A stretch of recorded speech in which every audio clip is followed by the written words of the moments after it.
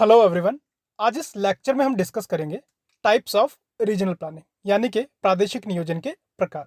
और जैसा कि प्रीवियस लेक्चर में हम डिस्कस कर चुके हैं कि रीजनल प्लानिंग एक comprehensive and forward looking process है, या फिर हम कह सकते हैं एक ऐसी जियो टेक्निक है जिससे कि किसी रीजन की जो स्ट्रेंथ है और जो वीकनेस है उसको ध्यान में रखते हुए रीजन को ट्रांसफॉर्म किया जाता है, रीऑर्गेनाइज किया जाता है, ताकि रीजन का ओवरऑल डेवलपमेंट किया जा सके तथा उस रीजन में रहने वाले लोगों को एक आइडियल लिविंग कंडीशन प्रोवाइड की जा सके। बात की जाए रीजनल प्लानिंग के टाइप्स की, तो सब्जेक्ट, गोल और ऑब्जेक्टिव के बेसिस पे रीजनल प्लानिंग को वेरियस टाइप्स में क्लासिफाई किया जा सकता है, जैसे कि physical regional planning, economic regional planning, allocative regional planning, comprehensive regional planning, functional regional planning, indicative regional planning, innovative regional planning, imperative regional planning and environmental regional planning. चलिए अब इन types को वन बाय वन डिस्कस करते हैं। सबसे पहले बात करते हैं फिजिकल रीजनल प्लानिंग यानी कि भौतिक प्रादेशिक नियोजन की। तो यह रीजनल प्लानिंग का एक ऐसा टाइप है जिसमें कि किसी रीजन के जनरल डेवलपमेंट और रीजन में रहने वाले लोगों की लाइफ को बेटर बनाने के लिए फिजिकल इंफ्रास्ट्रक्चर जैसे कि roads, railways, airports, dams, canals, public और प्राइवेट बिल्डिंग्स जैसे कि school, colleges, hospitals, health centre, community centre, housing, agriculture and industrial complexes etcetera के डेवलपमेंट और इनके प्रॉपर डिस्ट्रीब्यूशन पर फोकस किया जाता है, ताकि रीजन को एक प्रॉपर और सुइटेबल फिजिकल लेआउट दिया जा सके और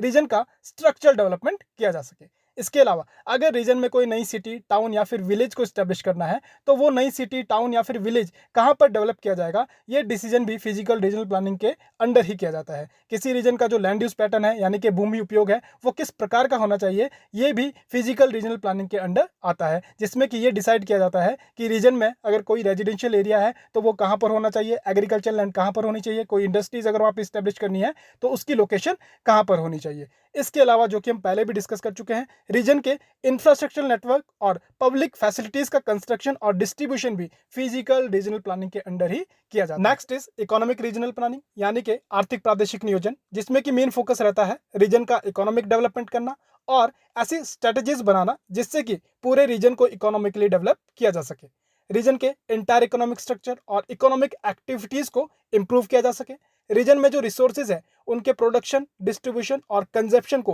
प्रॉपर्ली रेगुलेट किया जा सके, ताकि रिसोर्सेज को रीजन में रहने वाले लोगों तक समान रूप से पहुंचाया जा सके। इसके अलावा ये आइडेंटिफाई करना कि रीजन का इकोनॉमिक पोटेंशियल या फिर इकोनॉमिक स्ट्रेंथ क्या है, रीजन का ऐसा कौन सा सेक्टर है जो कि रीजन का ग्रोथ सेक्टर बन सकता है, और रीजन की ऐसी कौन सी इकोनॉमिक कैरेक्टरिस्टिक्स है जो कि उस रीजन को बाकी आसपास के एरियाज के कंपैरिजन में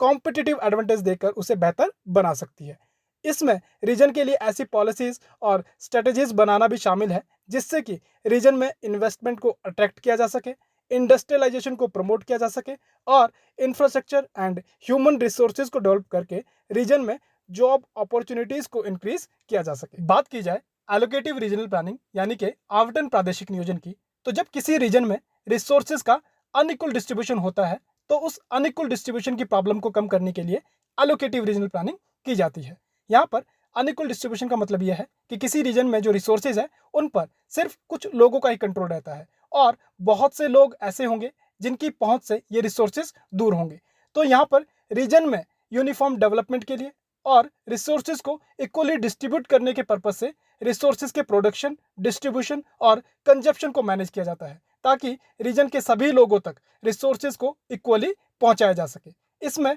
प्रॉपर पॉलिसी के थ्रू कंट्रोल्ड वे में और प्रायोरिटी बेसिस पर रिसोर्सेज के अनइक्वल डिस्ट्रीब्यूशन की वजह से रीजन में जो प्रॉब्लम्स है या फिर कॉन्फ्लिक्ट्स है उसको सॉल्व करने की कोशिश की जाती है। एलोकेटिव रीजनल प्लानिंग का एग्जांपल है न्यू इकोनॉमिक पॉलिसी और पब्लिक हाउसिंग पॉलिसी, जिसमें कि रीजन के उन लोगों को घर उपलब्ध करवाया जाता है जिनके पास घर नहीं है और उन लोगों को रोजगार उपलब्ध करवाया जाता है जिनके पास रोजगार नहीं है, ताकि सभी लोगों तक घर व रोजगार का समान वितरण किया जा सके। कॉम्प्रिहेंसिव रीजनल प्लानिंग यानी कि विस्तृत प्रादेशिक नियोजन, यह एक ऐसी प्लानिंग होती है जिसमें कि किसी रीजन के कॉम्प्रिहेंसिव एंड ओवरऑल डेवलपमेंट पे फोकस किया जाता है। कॉम्प्रिहेंसिव का मतलब यह है कि किसी एक एस्पेक्ट के डेवलपमेंट पे फोकस ना करके रीजन के सभी एस्पेक्ट जैसे कि physical, social, economic, political, psychological, cultural and environmental aspect के डेवलपमेंट में एक साथ फोकस किया जाए, जिससे कि रीजन में रहने वाले लोगों की हाउसिंग नीड को पूरा किया जा सके, लोगों को जॉब अपॉर्चुनिटीज़ प्रोवाइड की जा सके, रीजन में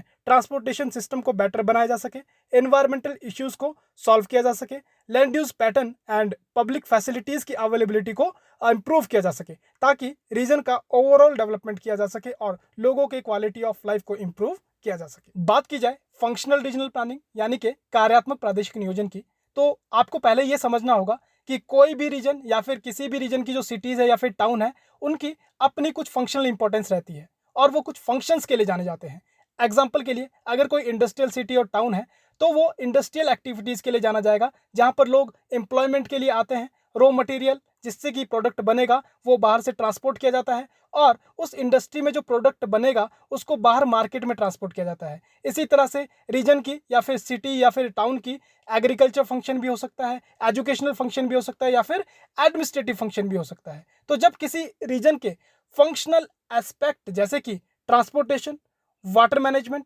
electricity supply and management, waste management, इनके अलावा और भी बहुत से फंक्शंस में से जब किसी स्पेसिफिक फंक्शंस को एफिशिएंट बनाने और इन फंक्शंस के बीच कोऑर्डिनेशन बनाने के लिए कोई प्लानिंग की जाती है तो उसे फंक्शनल रीजनल प्लानिंग कहा जाता है। Next is innovative regional planning, जो कि 20th सेंचुरी के लास्ट डिकेड में तब एग्जिस्टेंस में आई जब किसी रीजन के ग्रोथ और डेवलपमेंट के लिए इनोवेटिव और क्रिएटिव आइडियाज को यूज किया जाने लगा। इस प्रकार की रीजनल प्लानिंग में जो प्लानर काम करते हैं वो पहले रीजन की कैपेसिटी और प्रोफिशिएंसी को मेजर करते हैं, फिर उस प्रोफिशिएंसी और कैपेसिटी के अकॉर्डिंग एक इनोवेटिव प्लानिंग का जनरल फ्रेमवर्क बनाते हैं ताकि रीजन को फंक्शनल और एफिशिएंट बनाने के साथ साथ रीजन में इंप्रूवमेंट की जा सके।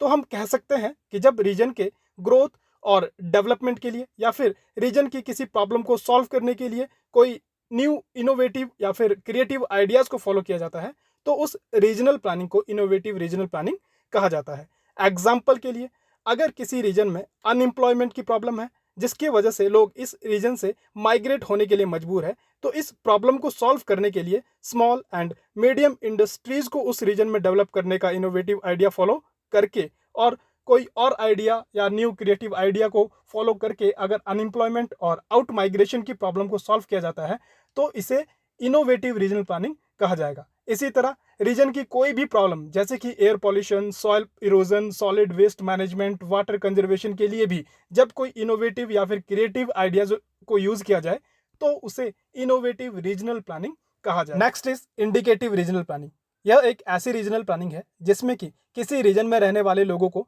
डायरेक्ट इंसेंटिव्स यानी कि सीधे तौर पर रुपए देकर या फिर जरूरी सामान देकर उनकी लाइफ को और लिविंग कंडीशन को बेटर बनाने का काम किया जाता है। यह रीजनल प्लानिंग वर्ल्ड वार 2 के बाद फ्रांस में सबसे पहले एग्जिस्टेंस में आई और इस प्रकार की इंसेंटिव बेस्ड प्लानिंग को इंडिकेटिव रीजनल प्लानिंग नाम चार्ल्स जी गेल के द्वारा 1946 में दिया गया। यह रीजनल प्लानिंग अपने आप में एडवाइजरी नेचर की होती है जिसमें कि पहले जनरल गाइडलाइंस को फ्रेम किया जाता है और फिर उन एडवाइजरी और गाइडलाइंस के अकॉर्डिंग ही इंसेंटिव्स दिए जाते हैं। इसके थ्रू रीजन में बेसिक इकोनॉमिक एक्टिविटीज और मॉडर्न फैसिलिटीज को एस्टेब्लिश किया जाता है और लेस डेवलप्ड रीजन को इकोनॉमिकली इंप्रूव किया जाता है। इंडिकेटिव रीजनल प्लानिंग को हम इस एग्जाम्पल से भी समझ सकते हैं कि मान लीजिए किसी रीजन में अनएम्प्लॉयमेंट और फूड ग्रेन की शॉर्टेज है और इस प्रॉब्लम को परमानेंट लेवल पे सॉल्व करना पॉसिबल नहीं है शॉर्ट पीरियड में, तो ऐसी सिचुएशन में इस प्रॉब्लम को टेम्परेरी बेसिस में सॉल्व करने के लिए जब लोगों को डायरेक्टली कैश और फूड ग्रेन प्रोवाइड करवाया जाएगा तो इसे इंडिकेटिव रीजनल प्लानिंग कहा जाएगा। बात की जाए इंपैरेटिव रीजनल प्लानिंग की तो यह इस प्रकार की प्लानिंग को कहा जाता है जिसमें कि रीजन के डेवलपमेंट के लिए सबसे पहले सिस्टमैटिक प्लान बनाया जाता है और फिर उस प्लान के अकॉर्डिंग ही प्रिपरेशन की जाती है और प्लान को एग्जीक्यूट किया जाता है। इसमें जो प्लान और रूल्स बनाए जाते हैं उनको प्रॉपर ऑर्डर में फॉलो किया जाता है और एक बार जो प्लान और रूल्स फ्रेम कर दिए जाते हैं उनको उसी प्रकार से एक्ट्स एंड गाइडलाइंस के तौर पर लागू कर दिया जाता है। इंपैरेटिव रीजनल प्लानिंग के एग्जाम्पल है town and country planning act जो कि टाउन और कंट्री की प्लानिंग से रिलेटेड है, मेट्रोपॉलिटन एरिया के लिए metropolitan planning, rural area planning through integrated rural area development act, urban planning act for urban area and region, coastal area planning for coastal region, hill area planning for hill region, special economic zone for industrial area planning and border area planning for border region. Last one is environmental regional planning. यह regional planning का एक ऐसा type है जिसका main M रहता है reason के natural environment को प्रोटेक्ट करना और मैनेज करना। इसमें फोकस किया जाता है ऐसे इकोसिस्टम, फॉरेस्ट, वेटलैंड और लैंडस्केप को आइडेंटिफाई करना और उन्हें प्रिजर्व करना जो कि एनवायरमेंटल पॉइंट ऑफ व्यू से काफ़ी सेंसिटिव है। ऐसी स्ट्रेटजीज बनाना जिससे कि नेचुरल हैबिटेट को कंजर्व किया जा सके, सभी प्रकार के पॉल्यूशन को कंट्रोल किया जा सके और सॉलिड वेस्ट को प्रॉपर्ली मैनेज किया जा सके। इसमें इकोनॉमिक डेवलपमेंट और एनवायरमेंटल कंजर्वेशन के बीच बैलेंस बनाकर रीजन के सस्टेनेबल डेवलपमेंट और ग्रोथ पर फोकस किया जाता है। सब्जेक्ट, गोल और ऑब्जेक्टिव के बेसिस के अलावा रीजनल प्लानिंग को टाइम बेसिस पर भी क्लासिफाई किया जा सकता है, जिसमें कि short term regional planning and long term regional planning. Short term regional planning है जब किसी रीजन में इमरजेंसी सिचुएशन या फिर अचानक से आने वाली प्रॉब्लम को सॉल्व करने के लिए रीजनल प्लानिंग की जाती है, तो इसे शॉर्ट टर्म रीजनल प्लानिंग कहा जाता है, जिसमें कि शॉर्ट टाइम में ही प्लानिंग को इम्प्लीमेंट करके शॉर्ट ड्यूरेशन में ही प्रॉब्लम को सॉल्व करने की कोशिश की जाती है। वहीं लॉन्ग टर्म रीजनल प्लानिंग इसके बिल्कुल अपोजिट है, जिसमें कि लॉन्ग टर्म के लिए फ्यूचरिस्टिक प्लानिंग की जाती है और ऑब्जेक्टिव को लॉन्ग टर्म में अचीव करने का प्लान बनाया जाता है। इसी प्रकार रीजनल स्पेस का नेचर कैसा है, इस बेसिस पे भी रीजनल प्लानिंग को town planning, country planning, area planning and regional planning में क्लासिफाई किया जा सकता है, जिसे कि हम प्रीवियस लेक्चर में स्पेशल प्लानिंग के अंडर डिस्कस कर चुके हैं। रीजनल प्लानिंग को रीजन की हायरार्की और स्केल के बेसिस पर भी micro scale regional planning, meso scale regional planning and macro scale regional planning में क्लासिफाई किया जा सकता है। जब किसी माइक्रो रीजन के लिए रीजनल प्लानिंग की जाती है तो उसे माइक्रो स्केल रीजनल प्लानिंग कहा जाता है। वहीं अगर रीजनल प्लानिंग किसी मेसो रीजन के लिए,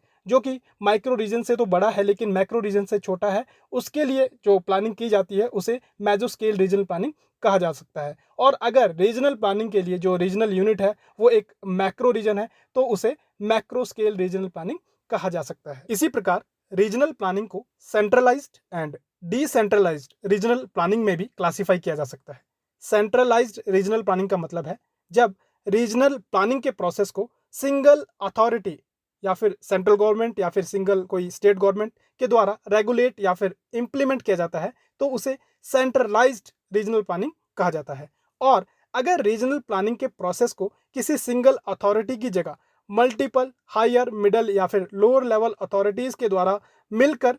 फ्रेम किया जाता है या फिर रेगुलेट किया जाता है तो इसे डिसेंट्रलाइज्ड रीजनल प्लानिंग कहा जाएगा। That's all with today's lecture. Thank you.